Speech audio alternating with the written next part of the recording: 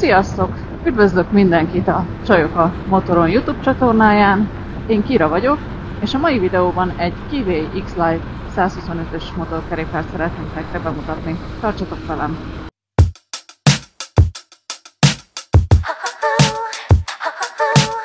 A videó első felében megmutatnám kívülről a motort, illetve elmondanám a technikai paramétereit, a második felében pedig megnéznénk ezt az elővárosi közlekedést, amiben jelenleg részt veszek, és elmondanám a tapasztalataimat, hogy mennyire élhető ez a kis 125-ös az elővárosban.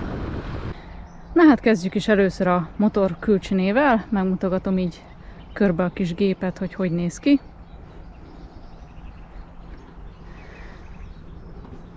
Nagyon kis retrós jószág, kicsit ilyen Simpson feeling, amit átad.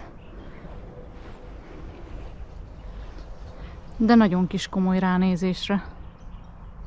Na hát kezdjük is rögtön a technikai paraméterekkel. Ez egy egyhengeres, 4 ütemű léghűtéses blokk. Ez még, mint látjátok, nem vízhűtéses, nincs itt sehol elől a radiátor, illetve hát 5 sebességes. Teljesíti már az euronormákat, tehát egyébként ő is Euro 5-ös, emiatt nagyon kis halk maga a gép. Ilyen nagyon leszigetelt kipufogót kapott, kb. Olyan, mint hogyha egy ilyen elektromos motorral mennénk. A teljesítménye 8,2 kW, nyomatékból pedig 9,7 Nm-t kapunk, ezt 6500-as fordulatnál éri el, hát durván olyan 10-11 ló erő körül van a gép. Ami hát 125-ösök között nem a legerősebb, viszont hát ez léghűtéses, nagyjából a 125-ös léghűtésesek ennyit szoktak bírni. Természetesen ez már injektoros, és berugókart ezen a modellen nem találunk. Hát a hátsó futómű elég komolyan néz ki, két oldalt két-két rugós tagot kapott, viszont az útja nem túl nagy, 56 mm. Ezzel szemben az első villák kaptak egy ilyen kis gumírozott borítást, ami még jobban hozzáad ehhez a retrós feelinghez. Ennek az útja 115 mm, ez se túl acélos, illetve hát magák az első villák sem túl vaskos darabok, de erre a kis 125-ösre bőven elég. Ami még meglepő a motorral kapcsolatban, az a súlya. A teljesen üzemanyagokkal feltöltött súlya 143 kg.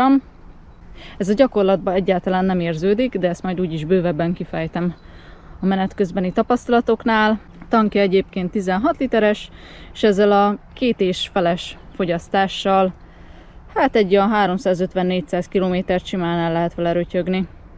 Ami még meglepő, ez a tanksapka, ugyanis ezt a kis reteszt, ha így arrébb toljuk, és belehelyezzük a kulcsot, akkor az egész tanksapka lejön, ugyanúgy, mint egy robogónál, ami egy kicsit macerás, hogy mindig ott a benzinkúton találjunk neki helyet. Ezt megcsinálhatták volna a zsanérosra, de hát ilyen apróságokon spórolt a gyártó. Ami még nagy extra ennél a motornál, az a teljes LCD kijelző, egy ilyen kis kör LCD-t kapott, ami napsütésben is tökéletesen olvasható. És ha már itt vagyunk a fejegységnél, akkor megmutatnám a 2 darab USB-t is, kapott egy sima USB-t és egy USB-C-t. Hát ez még a jóval drágább kategóriás motorokon sincs így.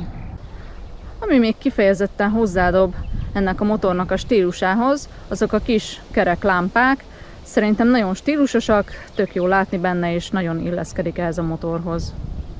Az ülését, mint látjátok, egy ilyen nagy egybeülés, egyébként elég vastag, megfelelően tart, viszont én 2 személlyel nem biztos, hogy ráülnék erre a motorra, már csak az ereje miatt se, illetve hát nem biztos, hogy 2 ember normálisan elfér egymás mögött ezen a motoron, de mondjuk 2 40-50 kilós fiatal srác vagy lány lehet, hogy el tud rajta utazgatni, de mondjuk 2 felnőtt már biztos, hogy nem. De maga az ülés az nem csúszik, és tök jó puha anyagból készült. Maga az ülés pozíció nekem ezzel a 163 centimmel tökéletes. 2 lábbal van talajfogásom, úgyhogy könnyedén el lehet bánni vele a kis súlya miatt. Mint látjátok, itt a tanknál kapott egy ilyen kis gumírozott borítást, erre tökéletesen rá lehet szorítani lábbal. A tércög nem túl hegyes, úgyhogy hosszú távon is kényelmes tud lenni. Amin viszont nem spórolt a gyártó, azok a kerékméretek. Itt láthatjátok, hátul is egy 17-es kerék van, és ehhez képest elől 18-as kerék van, ami meglepően nagy ehhez a motorhoz. Ez egyébként a városi közlekedést is nagyban megkönnyíti, ugyanis a kátyúkban meg az úthibákban nem esünk bele. Maga a váz természetesen egy acélváz, mint az átlagos motoroknál. Egyébként egész szépek az illesztések az árához képest. És ami még a motor számomra a legérdekesebb pontja volt, az az első és hátsó fék.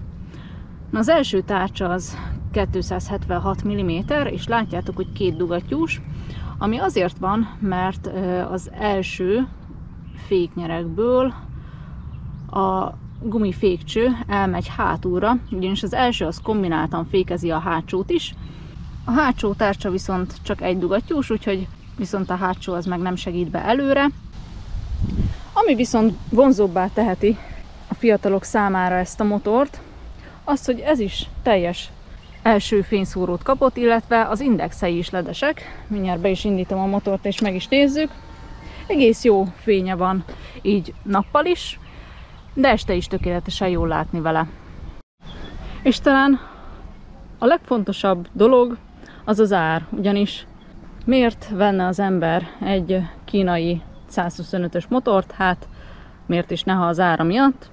Kereken 8000 forintba kerül ez a motor, plusz gondolom forgalomba helyezési díj, tehát bőven 1 millió forint alatt kapunk egy olyan motort, aminek már rendes kerek LCD kijelzője van, ledes a lámpa, ledes az irányjelző, illetve egy ilyen nagyon vagány és egyedi stílusa van. Na hát a technikai paraméterekről nagyjából ennyit szerettem volna elmondani. A leírásban úgyis ott lesz a gyártó weboldala, ott megnézhettek mindent részletesen. Nagyjából ezek voltak azok a főbb dolgok, amit érdekesnek láttam elmondani a motorról.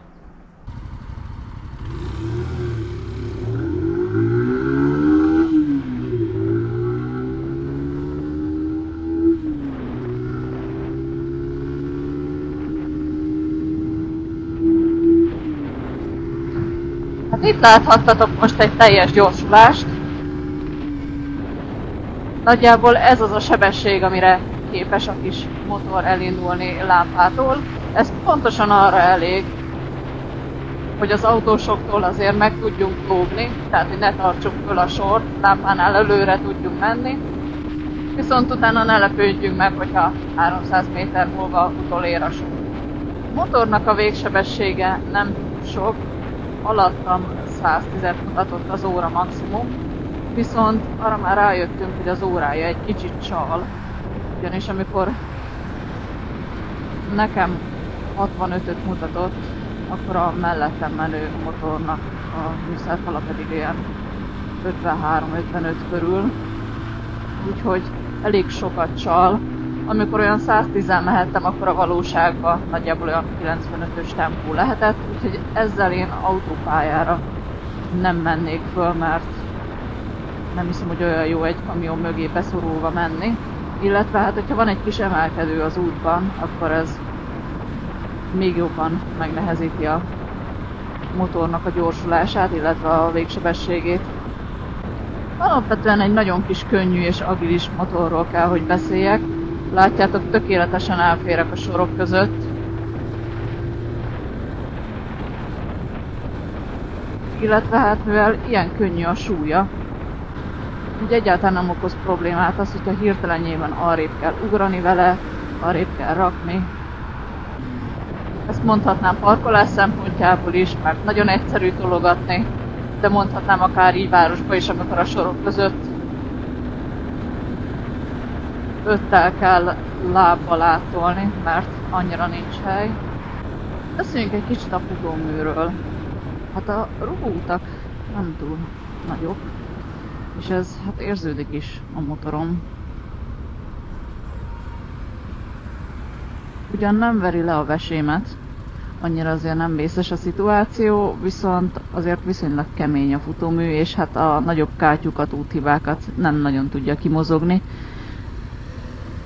Ez igaz az elsőre és a hátsó rugóra is. Nem élhetetlen, és hát mindenki tudja, hogy megvannak a motornak a határai az árához képest. Hát a futómű az pont ilyen, hogy az sikerülhetett volna egy kicsit acélosabbra is. Másik érdekes tény a fék, amit szerintem már mondtam, hogy nem ABS-es. Mivel hál' Istennek végig jó időben fogom tudni tesztelni a motort, ezért nem fogom megtapasztalni, hogy milyen vizes úton menni ABS nélkül. Száraz időben egyébként nem sok különbséget lehet észrevenni már ugye a mai modern ABS-es fékek és e között. Ez is tökéletesen megáll, tök jól adagolható. Hátsó féknek a pedálja egy rohadt nagy pedál, úgyhogy bármikor vaktába el lehet találni. Érdemes egyébként mind a két féket kombináltan használni, még akkor is, ha csak egy kicsi lassulásról van szó, mert külön-külön azért nem olyan acélosak, tehát ha csak az elsőt húzom, akkor se olyan jó a helyzet, ha csak külön a hátsót, akkor se, viszont ha kombinálom a kettőt, még ilyen kicsi lassulásnál, akkor is azért sokkal határozottabb. Magával a fékhatással egyébként nincsen probléma, bármilyen vészhelyzetben meg lehet vele állni. A váltója nagyon fontos. Szerintem ez az eddigi legpuhább váltókar, amit éreztem ever. Ugye ez a kicsit szklemreles stílus az tökre illene. Ugye jó kis motoros csizma, viszont ha felvennék egy motoros csizmát, akkor valószínűleg nem érezném, hogy váltottam, mert annyira tényleg finoman és puhán jár, hogy az valami hihetetlen. Az ürest is könnyű vele megtalálni, maga a kar is könnyen behúzható, tehát ebből a szempontból teljesen ideális egy kezdő tanulónak. Maga az ülése egyébként elég komfortos, jó nagy és széles, puha, nem csúszkálok rajta, viszont én két személyt már nem ültetnék rá, szerintem két személlyel már nem tud, nem tud rajta elférni. Összességében nézzük meg az eredeti kérdést, alkalmas-e erre a budapesti közlekedésre, venném-e, illetve mennyire horror vele bejárni az elővárosból. Szerintem ez egy nagyon fán kis gép, nagyon jó, hogy ilyen alacsony, ezért lányoknak is tökéletes választás, vagy alacsonyabb férfiaknak. És mint látjátok, egy pillanatig se kell azon gondolkodnom, hogy elférek-e a sorok között, mert olyan kis pici, agilis, és olyan könnyű ezt dobálni, hogy simán ellavírnyálsz vele. Legyél most kezdősofőr, haladóbb, akkor is egyszerűen könnyű vezetni ezt a motort. A lehetőségem adódna rá, illetve hát ha keresnék ilyen elővárosi motort, akkor elgondolkodnék rajta, hogy vegyek egy ilyet második motornak, mert az életérzést nagyon hozza, és egyébként egy elővárosi motornak ettől többet nem kell tudnia. Legyen kis egyszerű, kis könnyű, férjen el. Azért egy buszt tudjunk már leelőzni. Ez mondjuk fontos szempont. Az erejéhez hozzá kell szokni, mert hát nincs neki sok, és egy nagyobb motorral átülve azért meg kell gondolni néha, hogy előzzünk és mit. De már hozzá lehet szokni. Továbbra is azt tartom, hogy aki autópályán kell, hogy közlekedjen a munkába való bejáráshoz, arra én már nem ajánlanám, szerintem ott már elfogy az eleje. Viszont városba bőségesen kielégítő. Egy dologra érdemes még odafigyelni, hogy nem túl hangos a motor, illetve ha elkezded bőgetgetni, akkor is kicsit lassabban reagál a gáz műszerfalhoz képest, és hát nem nagyon hallanak meg az autósok.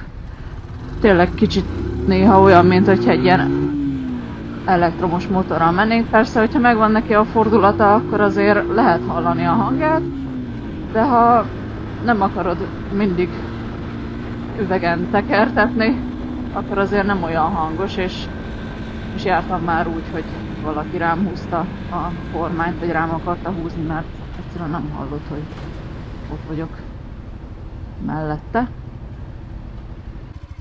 És hát jöjjön a videónak az a pontja, amit én legjobban vártam, és amire szerintem leginkább alkalmas ez a kis motor.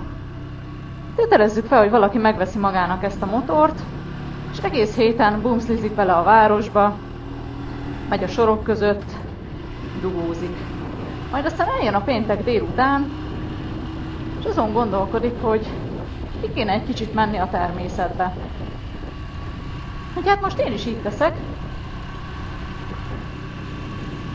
és elindulok vele egy kicsit kalandozni, ugyanis a nem teljesen utcai gumikkal tökéletesen le lehet vele menni egy ilyen kicsit murvás útra, mivel maga a motor elég halk, ezért nem zavarjuk vele a horgászokat, és nem zavarjuk meg vele a természetet sem.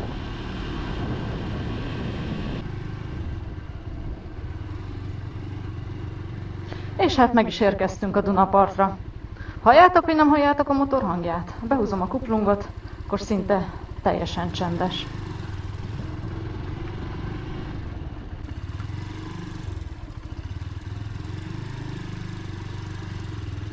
Na és hát, hogyha úgy döntöttünk, hogy megérkeztünk a Dunapartra, akkor csak fogjuk, megállunk vele, és hát vagy gyönyörködünk a természetbe, vagy ha hoztunk magunkkal egy kis horgásszéket, akkor leülünk, és kicsit élvezzük a természetet. Majd ha pedig már elnézgelődtünk, akkor újra ráadjuk a gyújtást, megnyomjuk az önindítót, beröffentjük a masinát, és hát mivel nem okoz neki nagy problémát, egy ilyen kis földes úton elközlekedjünk vele, illetve hát nekünk se, mivel nagyon kis könnyű gép, ezért most főjük magunkat, és visszakalandozunk vele az aszfaltra.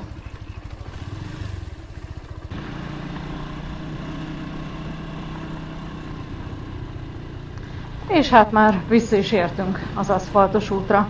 Úgyhogy én ezzel zárnám ezt a videót, hogy szerintem ez egy nagyon jó kis duálmotor, mind a városi ingázásra, mind a kicsit kalandozásra, kikapcsolódásra. Köszönöm szépen, hogy megnéztétek ezt a videót, lájkoljátok, ha tetszett, és iratkozzatok fel a Csajok a Motoron YouTube csatornájára, és nézzétek meg a többi teszt videót is. Köszönöm szépen, hogy velem tartottatok ez a teszt alatt. Találkozunk egy következő videóban. Széles utat! Sziasztok!